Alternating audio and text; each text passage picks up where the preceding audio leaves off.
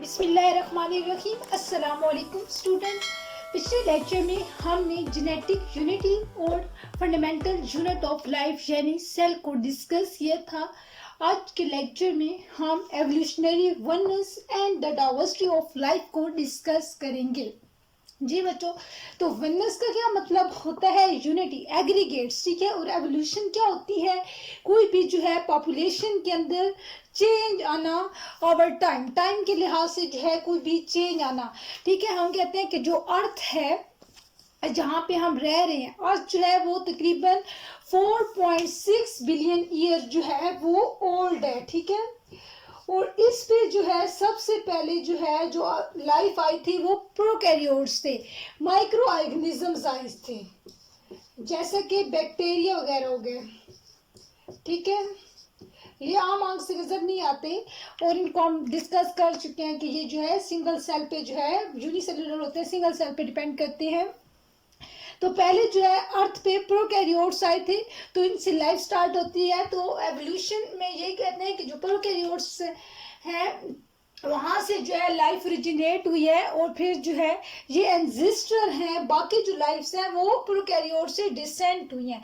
इस्लाम जो है इस पे एवोल्यूशन पे बिलीव नहीं करता, लेकिन जो साइंटिस्ट हैं वो यही कहते हैं कि जो लाइफ है वो फिर प्रोकैरियोट से जो है आगे गई है, ठीक है।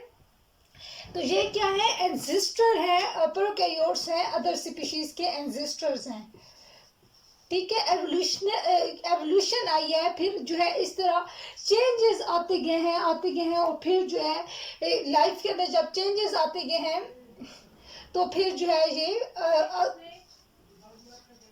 अदर पॉपुलेशन जो है वो अराइव हुई हैं, ठीक हो गया। अब क्या होता है कि एवोल्यूशन में जो सिंपल फॉर्म, ये सिंपल है ना, तो इससे भाई डाइवर्स फॉर्म जो है वो आई है। जैसे कि प्रोकैरियोट से जब एवोल्यूशन हुई फिर जो है चेंजेस आए तो फिर क्या आ गया? यूकैरियोट्स आ गए, जो कि कॉम्प्लेक्स फॉर्म ऑफ लाइफ है।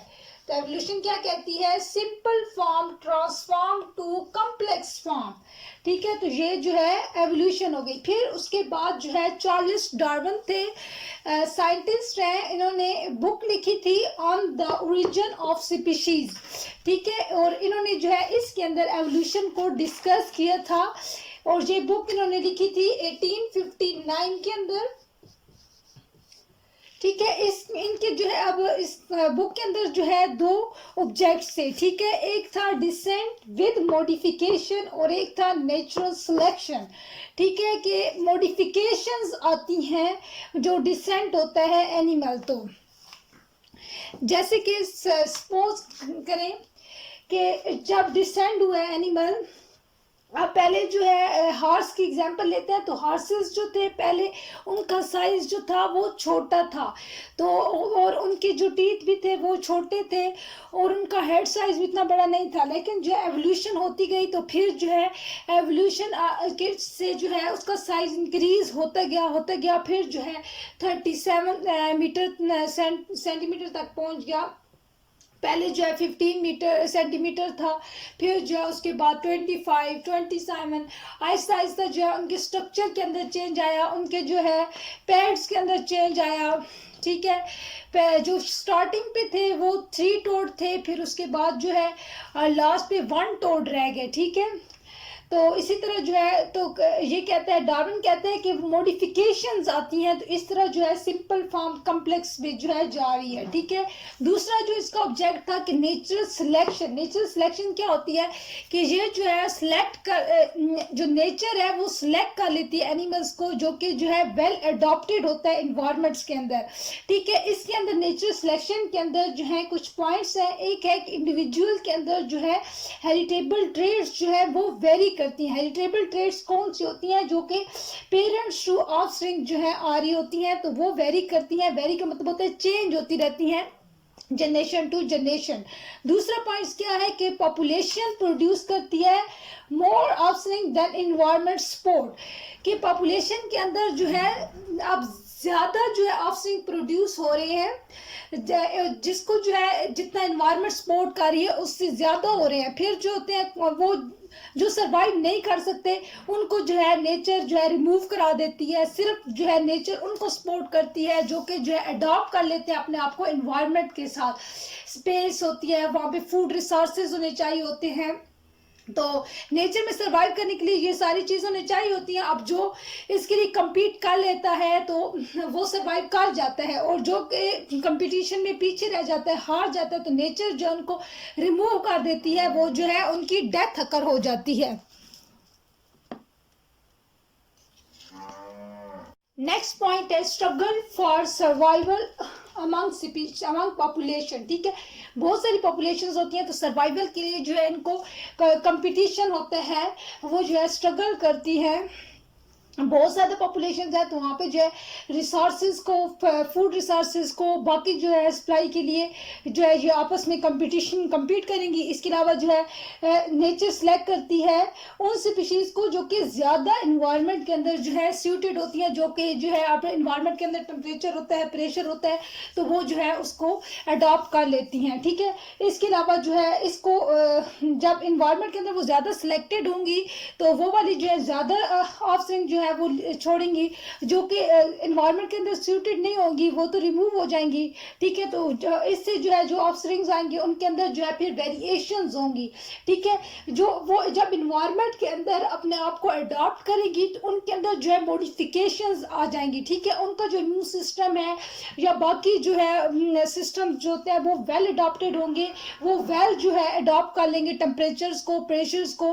ठीक है, तो फिर नेक्स्ट जो ऑफस्प्रिंग्स आएंगे उनके अंदर फिर ये वेरिएशन जो है वो ट्रांसफर होती रहेंगी, तो इसको जो है हम कहते हैं डिफरेंशियल रिप्रोडक्टिव सक्सेस। ठीक है, और इसकी वजह से फिर जो है एवोल्यूशन काज होती है। एवोल्यूशन के अंदर हमने क्या करता है, सिंपल से कॉम्प्लेक्स चीज़ आई है, तो वो जब अडॉप्ट हो जा कर लेती है एक स्पीशीज, तो फिर जो है उसके अंदर मॉडिफिकेशंस आ जाती है उसके स्ट्रक्चर्स के अंदर, फिर वही जो उसके कैरेक्टरिस्टिक्स होते हैं वो फिर जो है नेक्स्ट जनरेशन के अंदर ट्रांसफर होते रहते हैं। और फिर जो है वक्त के साथ साथ जो है जितना जो चेंज आता रहता है वो फिर जो है उसके बॉडी के अंदर भी मॉडिफिकेशन होती रहती है, और फिर जो है नेक्स्ट ऑफस्प्रिंग के अंदर जो है वो मॉडिफाइड कैरेक्टर्स जो है ट्रांसफर होते रहते हैं। तो इस तरह जो है इसको कहते हैं एवोल्यूशन। ठीक है, अब जो है हम डिस्कस करते हैं इन्वायरमेंट को, फिर हम डिस्कस करेंगे वर्ल्ड रिसोर्सेज को। इन दोनों का जो है आपस में क्या इंटरेक्शन है जी। ठीक है, कैसे जो है इन्वायरमेंट और वर्ल्ड रिसोर्सेज जो है आपस में इंटरेक्ट कर रहे हैं। ठीक है, तो इन्वायरमेंट जो होता है ये हमारा इन्वायरमेंट जहाँ पे हम रह रहे हैं, ठीक है, इसके अंदर जो है अब लिविंग थिंग्स भी आ जाती हैं और नॉन लिविंग थिंग्स भी आ जाती हैं। लिविंग थिंग्स, इसके अलावा जो है इसके अंदर नॉन लिविंग थिंग्स भी आ जाती हैं, लिविंग थिंग्स भी आ जाती। ठीक है, और इसको जो है हम अब लिविंग थिंग्स को जो है हम कहते हैं बायोटिक कंपोनेंट्स। ठीक है, बायो मीन लाइफ। ठीक है, तो ये क्या है, बायोटिक कंपोनेंट्स हैं, और नॉन लिविंग को हम कहते हैं एबायोटिक कंपोनेंट्स।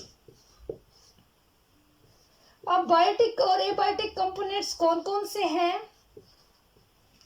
ठीक है, तो बायोटिक कंपोनेंट्स के अंदर हमारे पास आते हैं प्रोड्यूसर्स। प्रोड्यूसर्स कौन से होते हैं, प्लांट्स वगैरह। ठीक है, कंज्यूमर्स, कंज्यूमर्स में हम भी आ जाते हैं, और वो हर्बीवोर्स भी आ जाते हैं, और ऑमनिवोर्स भी आ जाते हैं। ठीक है, इसके बाद जो आते हैं डिकम्पोजर्स। डिकम्पोजर्स में माइक्रो ऑर्गेनिजम्स आ जाते हैं जैसे कि बैक्टीरिया वगैरह, डिकम्पोजर्स। ठीक है, ये जो है मिलके एक फूड चेन बनाते हैं। बायोटिक इन्वायरमेंट्स में प्रोड्यूसर्स क्या होता है कि जो प्लांट्स हैं अब वो प्रोड्यूसर्स हैं। ठीक है, ये फूड प्रिपेयर करते हैं फोटोसिंथेसिस के जरिए से। ठीक है, यहाँ पे जो है सनलाइट आती है फिर जो है प्लांट्स पे, और ये फूड प्रिपेयर करते हैं, जो कि आगे से जो है हम एक सपोज कर लेते हैं जैसे कि प्लांट्स को ईट कर रहे हैं, रैबिट्स ईट कर रहे हैं, इसके अलावा गोट्स प्लांट खाती हैं। ठीक है, अब रैबिट्स को भी और गोट्स को भी ह्यूमंस खा रहे हैं, ठीक है, ह्यूमंस खा रहे हैं। इसके अलावा जो है गोट्स को जो है लाइन वगैरह, टाइगर वगैरह वो खा रहे हैं। इस तरह जो है ये फूड चेन है, ठीक है। प्लांट प्रोड्यूसर्स में आ जाते हैं, ठीक है, फिर ये कंज्यूमर्स में आ जाएंगे। फिर जब जो है इनकी डेथ होगी, जब ये डाई हो जाएंगे, ठीक है, डेड हो जाएंगे, तो फिर जो है यहाँ पे जो है माइक्रो ऑर्गेनिज्म जो है एक्ट करेंगे और फिर जो है वो इनको कन्वर्ट डिकम्पोज कर देंगे और जो है सॉइल के अंदर मिनरल्स ऐड कर देंगे, मिनरल्स और न्यूट्रिएंट्स को, ठीक है। अब माइक्रो ऑर्गेनिजम्स की एक्टिविटी के साथ जो मिनरल्स ऑयल जो भी जो सॉइल के अंदर चीज़ें आएंगी, मिनरल्स वगैरह, वो जो है फिर प्लांट की रूट से एब्जॉर्ब हो जाएंगी, ठीक है। और फिर जो है मिनरल्स की प्रेजेंस में और सनलाइट की प्रेजेंस में यहाँ पे जो है फिर फूड प्रिपेयर हो जाएगी, ठीक है। तो ये जो है फूड चेन हो गई। ये हमारे जो है बायोटिक कंपोनेंट्स है। अगर जो है हम एबायोटिक कंपोनेंट्स की बात करें तो इसके अंदर जो है एबायोटिक कंपोनेंट्स के अंदर सॉइल, वाटर, टेम्परेचर,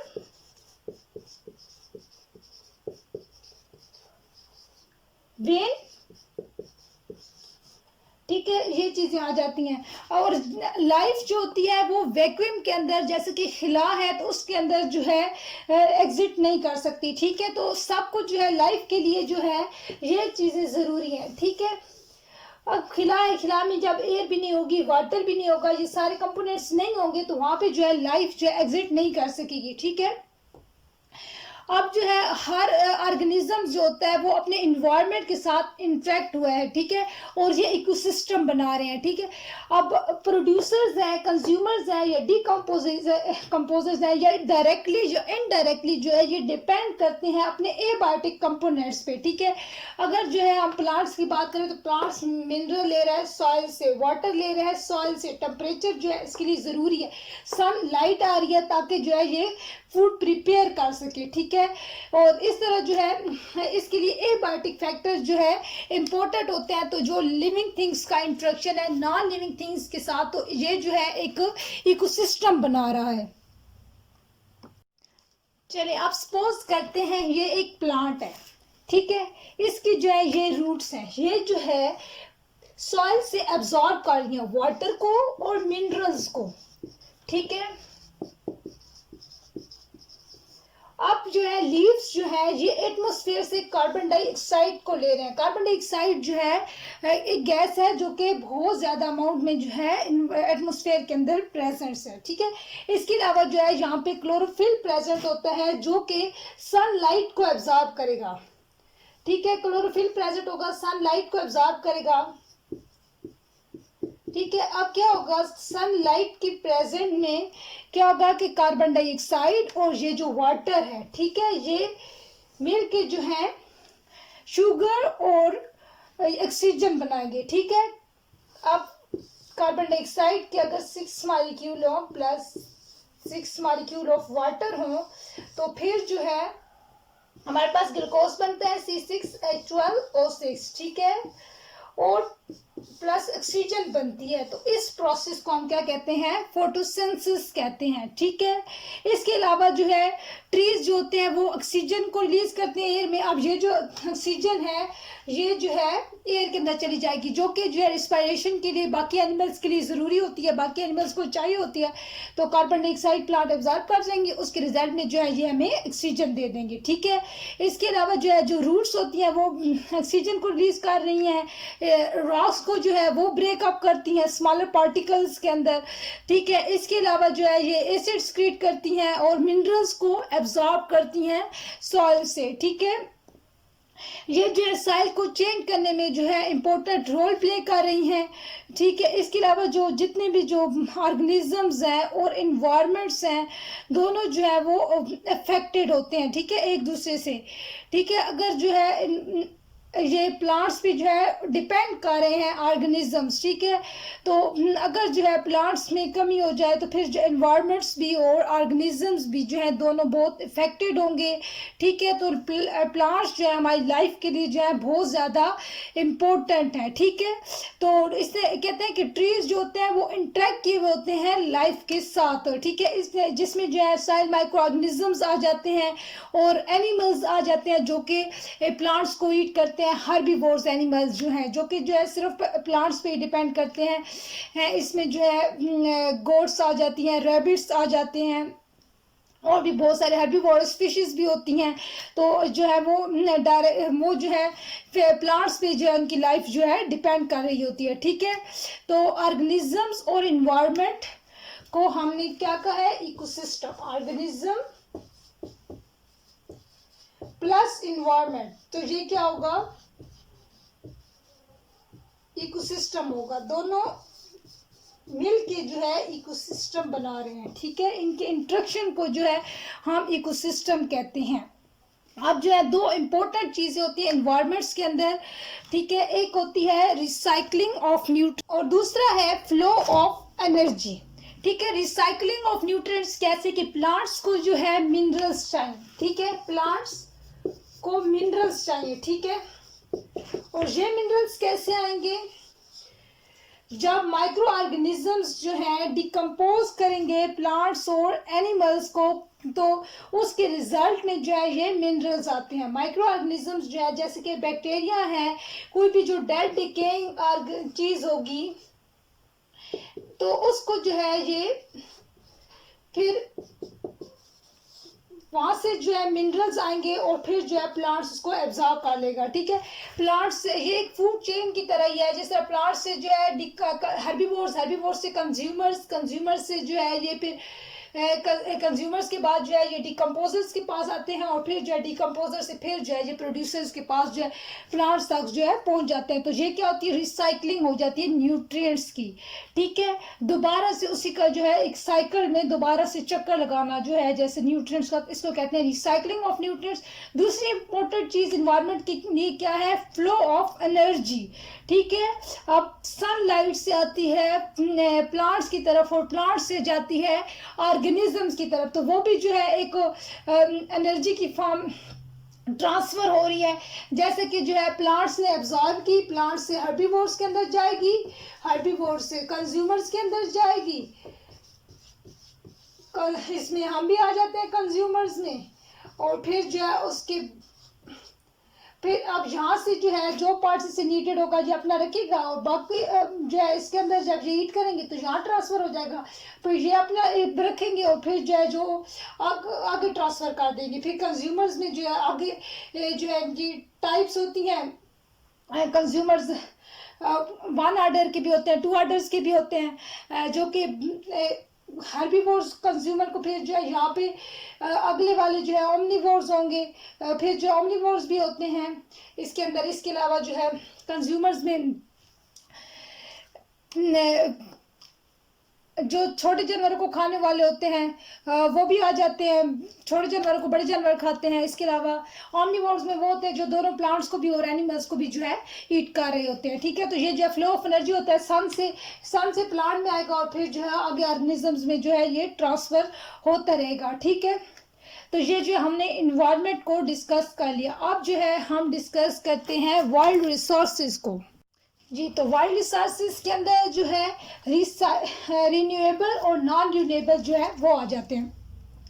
अगर जो है रिन्यूएबल रिसोर्सेज की बात करें तो ये वो वाले होते हैं जो कि रिसाइकल्ड हो जाते हैं। जैसे कि अब मिनरल्स हैं तो वो जो है रिसाइकल्ड हो रहे थे, पीछे हमने प्लांट्स में पढ़ा कि जो है प्लांट्स जाएंगे और फिर जो है माइक्रो ऑर्गेनिज्म से फिर सॉइल के अंदर जो आ जाते हैं। तो इसके रिन्यूएबल रिसोर्सेज के अंदर air, water, land, soil, wild life और एनर्जी आ जाती है। जबकि जो नॉन रिन्यूएबल रिसोर्सेज होते हैं जो कि फिर रिसाइकल नहीं हो सकते, इसके अंदर जो है फॉसिल फ्यूल्स आ जाते हैं। फॉसिल फ्यूल्स जो होते हैं ये डेड डिकेइंग ऑर्गेनिज्म से जो है बनते हैं, ठीक है। तो डेड डिकेइंग जब फिर नेक्स्ट कोई फॉसिल्स होगा तो फिर उससे बनेंगे ना, ये दोबारा रिसाइकल नहीं हो सकते। तो इसके अंदर जो है कोल आता है, कोल आ जाता है, ऑयल आ जाती है और नेचुरल गैस आ जाती है, ठीक है। अब जो है हम ये जो है रिन्यूएबल रिसोर्सेज को जो है डिस्कस करेंगे। तो पहले जो है एयर है, एयर जो होती है ये एटमॉस्फेयर के अंदर जो है एक थिक ब्लैंकेट सा है। ब्लैंकेट क्या होता है, कंबल जैसे कि होता है, तो हम कहते हैं एक लेयर सी है, ठीक है, थिक लेयर है एटमॉस्फेयर के अंदर, ठीक है। इसके अंदर जो है मुख्तलिफ गैसेस जो है वो प्रेजेंट होती हैं, जैसे कि नाइट्रोजन है, ऑक्सीजन है, कार्बन डाइऑक्साइड है। कार्बन डाइऑक्साइड को प्लांट यूज करते हैं फोटोसिंथेसिस के लिए, ऑक्सीजन हमें चाहिए होती है रिस्पायरेशन के लिए।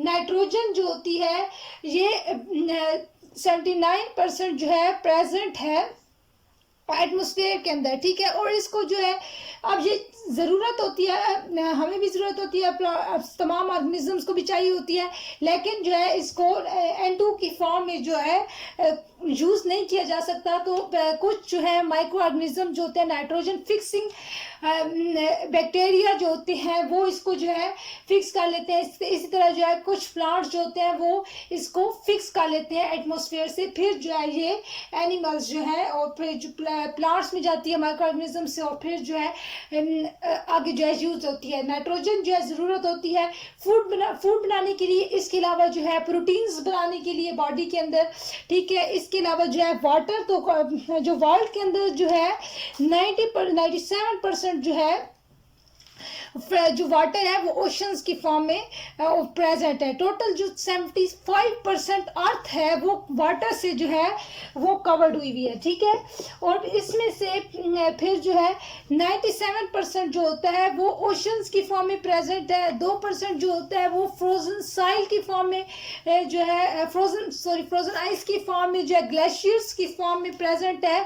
और सिर्फ 1% वाटर जो है फ्रेश वाटर है, जो कि जो है हम यूज करते हैं। रिवर्स के अंदर भी प्रेजेंट होता है और स्ट्रीम्स के अंदर भी जो है प्रेजेंट होता है, ठीक है। और अगर जो है हम लैंड सॉइल की बात करें, सॉइल क्या होती है, upper part of earth crust. Soil क्या है, अपर पार्ट है अर्थ क्रस्ट का,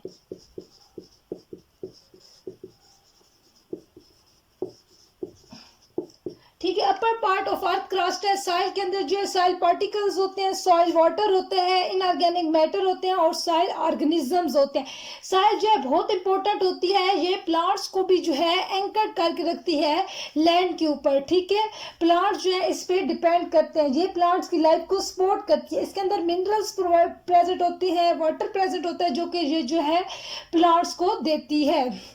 30% जो लैंड है उसके ऊपर जो है मैन रहते हैं, मतलब कि हम लोग लाइफ एग्जिस्ट करती है, जैसे कि बिल्डिंग्स वगैरह में ह्यूमंस बीइंग रहते हैं, उन्होंने जो है बिल्डिंग्स बनाई हुई हैं। तो अब जो है पॉपुलेशन जो है इंक्रीज हो रही है, तो ये जो है लैंड स्टाइल को जो है जो कल्टिवेटेड लैंड है उसका एरिया जो है उसको कम करते जा रहा है, जो पॉपुलेशन जो है इंक्रीज होती जा रही है। इसके अलावा जो अगर वाइल्ड लाइफ की बात करें, वाइल्ड लाइफ जो होते हैं इसमें वो जानवर आ जाते हैं जो कि नॉन डोमेस्टिकेटेड होते हैं, ठीक है, जो कि घरों में नहीं रखे जाते, जो कि पालतू नहीं होते, ठीक है। पालतू जानवर जो होते हैं जिसमें गाय भैंस बकरी आ जाती है वो वाइल्ड लाइफ में नहीं आते। वाइल्ड लाइफ में वो आते हैं जो कि हम घरों में नहीं रखते, जैसे कि शेर हो गया, गीदड़ हो गए, डॉग्स वगैरह हो गए। तो ये जो है पालतू जानवरों में नहीं आते, तो इसमें इन्हें जो है वाइल्ड लाइफ कहते हैं, इनके जंगली हयात, ठीक है। और इसके अलावा जो है इसके अंदर जो नॉन कल्टीवेटेड प्लांट है जो कि घरों में जो है नहीं लगाए जाते, ठीक है। कीकर हो गए, बेरीज वगैरह हो गई, ये जो है जो बाहर होते हैं, जो वैसे जो है फसलों के दरमियान में छोटे छोटे जो है पौधे आ जाते हैं, उगाते हैं, तो वो नॉन कल्टीवेटेड पौधे होते हैं जो हम नहीं लगाते, ठीक है। तो ये जो है हमारी लाइफ के लिए जो है बहुत ज़्यादा ज़रूरी होते हैं। अब बहुत सारे जंगली पौधे ऐसे होते हैं जो कि मेडिसिन बनाने के लिए भी जो है यूज़ होते हैं। इसके अलावा जो है वाइल्ड लाइफ फूड चेन के अंदर भी जो है इम्पोर्टेंट रोल प्ले करती है। और वाइल्ड लाइफ अब जो है अगर जंगली जानवरों की बात करें तो ह्यूमंस जो है इनका शिकार करते हैं, तो बहुत सारे जो है इलाकों में जो है लोग डिपेंड इन पे करते हैं फूड के लिए। अब वाइल्ड लाइफ नहीं होगी तो फूड चेन डिस्टर्ब होगी, या जब फूड चेन डिस्टर्ब होगी तो इकोसिस्टम में जो है डिस्टर्बेंस होगी। इसके बाद जो है नेक्स्ट है एनर्जी। नेक्स्ट जो ये बहुत इंपॉर्टेंट रिसोर्स सोर्स है एनर्जी का। अब हमारे मुल्क में जो है अगर देखा जाए तो बहुत शॉर्टेज है, कमी इसकी एनर्जी की, क्योंकि जो है फॉसिल फ्यूल्स के अंदर जो है डिक्रीज आ रहा है। ठीक है, फॉसिल फ्यूल्स में हमने क्या पढ़ा है, कोल ऑयल और नेचुरल गैस आ जाते हैं, तो इसके अंदर डिक्रीज आ रहा है, जिसकी वजह से एनर्जी के अंदर जो है शॉर्टेज होती है। अब इसके अंदर जो है ये एग्जॉस्टिबल भी हो सकते हैं और इनएग्जॉस्टिबल भी जो है हो सकते हैं। तो एग्जॉस्टिबल के अंदर जो है वो आते हैं जो कि इम्प्टीड होते हैं रिसोर्सेज के अंदर, जो कि इलेक्ट्रिसिटी के अब जनरेशन नहीं यूज़ होते, फॉसिल फ्यूल वगैरह। ठीक है, लेकिन जो इनएग्जॉस्टिबल है ये बहुत इंपॉर्टेंट होते हैं, ये इलेक्ट्रिसिटी की जनरेशन में इंपॉर्टेंट रोल प्ले करते हैं। जैसे कि हाइड्रो पावर है, हाइड्रो पावर जो है ये बहुत ज़्यादा जो है एनर्जी सप्लाई कर रहे हैं। यहाँ पे जो है जब वाटर जो होता है, रेन वाटर जो आता है तो वो ऊपर से आएगा, तो उसके अंदर वो जो है सनलाइट को एब्जॉर्ब कर रहा होता है। जब ऊपर से रेन वाटर आता है वो साथ में सनलाइट को एब्जॉर्ब करता है, तो उसके अंदर जो है बहुत ज़्यादा एनर्जी प्रेजेंट होती है। तो वो जब डैम्स के अंदर आती है, डैम्स के अंदर जो है टर्बाइंस आई हुई होती है बेस ऑफ डैम के अंदर, तो वो जो है एनर्जी को बनाने में जो है यूज़ करती है। तो हाइड्रो मीन वाटर को यूज़ करते हुए इलेक्ट्रिसिटी की जनरेशन हो रही है। ठीक है, इसके अलावा जो है विंड पावर की बात करें तो विंड पावर जो है मूविंग एयर को कहते हैं, ये भी जो है इम्पोर्टेंट रोल प्ले करती है एनर्जी जनरेशन के अंदर। ठीक है, और टाइडल पावर की बात करें, टाइडल्स जो होती हैं ये ग्रेविटेशनल जो पुल होता है मून का और सन का वाटर के, सी वाटर के ऊपर, जो ओशन के ऊपर, वहाँ पे जो है ये टाइड्स जनरेट करती हैं।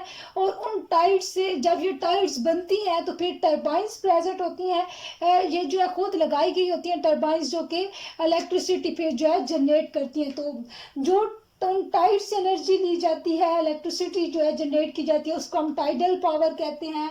विंड पावर जो एयर से ली जाती है। इसके अलावा जियोथर्मल एनर्जी जो कि जो है रिलीज होती है हॉट वाटर से या वोल्केनोज से, वोल्केनोज की एक्टिविटी से। तो ये जो है बहुत इंपॉर्टेंट रोल प्ले करती है इलेक्ट्रिसिटी प्रोडक्शंस के अंदर। जी, तो आज का जो है हमारा टॉपिक कंप्लीट हुआ।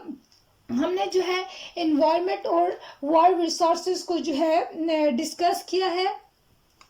अगर जो है आपको इस लेक्चर में कुछ ना समझ आई हो तो आप जो है कमेंट में पूछ सकते हैं, मैं पूरी कोशिश करूंगी कि आपको जो है डिटेल में समझा सकूं। और इंशाल्लाह नेक्स्ट लेक्चर में जो है हम पढ़ेंगे कि ज़ूलॉजी क्या है और साइंटिफिक मेथड क्या होते हैं। हम ज़ूलॉजी को पढ़ते आ रहे हैं, लेकिन जो है आपको यह भी पता होना चाहिए कि ज़ूलॉजी होती क्या है और साइंटिफिक मेथड क्या होते हैं। तो इंशाल्लाह नेक्स्ट लेक्चर में जो है हम इसको डिस्कस करेंगे। अगर जो है आपको लेक्चर पसंद आया हो तो प्लीज़ लाइक कर दें। थैंक यू, अल्लाह हाफिज़।